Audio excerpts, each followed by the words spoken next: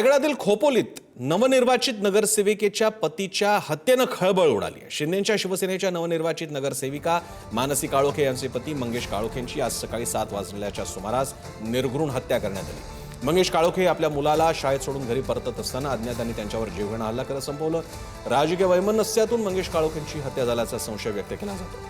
दरम्यान मंगेश काळोखेंच्या हत्येनंतर खोपोलीतलं वातावरण तापलेलं आहे। हत्येच्या निषेधार्थ खोपोली बाजारपेठ बंद ठेवण्यात आली। शिवसेनेचे जिल्हा प्रमुख कार्यकर्त्यांसह शेकडो खोपोलीकरांनी पोलीस ठाण्यात ठिय्या मांडला आहे। प्रवीण जाधव आपल्याला अधिक माहिती देतात। प्रवीण, काय चाललंय खोपोलीमध्ये? काय वातावरण आहे? खुनाच्या मागचं कारण आणि काय याच्या मागचं काही राजकारण आहे का? प्रसन्न सर, नक्कीच सकाळी 7 वाजता शिंदेच्या शिवसेनेच्या ज्या नवनिर्वाचित नगरसेविका आहेत मानसी काळोखे यांचे पती मंगेश काळोखे यांची निर्घृण हत्या झाली। ते आपल्या मुलींना शाळेतून सोडून घरी परतत असताना अज्ञातांनी त्यांच्यावरती हल्ला केला आणि त्यामध्ये ते जागीच ठार झाले। ही घटना जशी वाऱ्यासारखी खोपोलीत पसरल्यानंतर मंगेश काळोखे यांचा खोपोलीतील असणारा जो काही संपर्क आहे, या संपर्कातून अक्षरशः संपूर्ण खोपोली त्या ठिकाणी लोटली।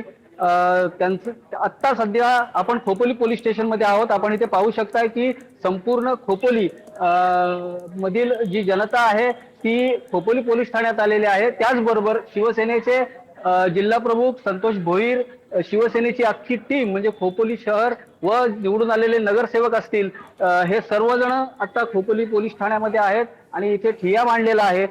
मागणी एकच आहे की जे काही आरोपी आहेत त्या आरोपींना तात्काळ अटक झाली पाहिजे। ही जी हत्या झाली आहे नातेवाईकांच्या मते राजकीय वैमनस्यातूनच हत्या झालेली आहे। ज्यांचा पराभव मानसी काळोखे यांनी केला होता त्यांच्याच पतीने व मुलाने काही मारेकऱ्यांना घेऊन ही हत्या घडवल्याचं एकंदरीत संशय हा नातेवाईकांकडून व्यक्त केला जातोय आणि त्यांना लवकरात लवकर अटक करा अशी मागणी आता पोलीस स्टेशनला केली जाते।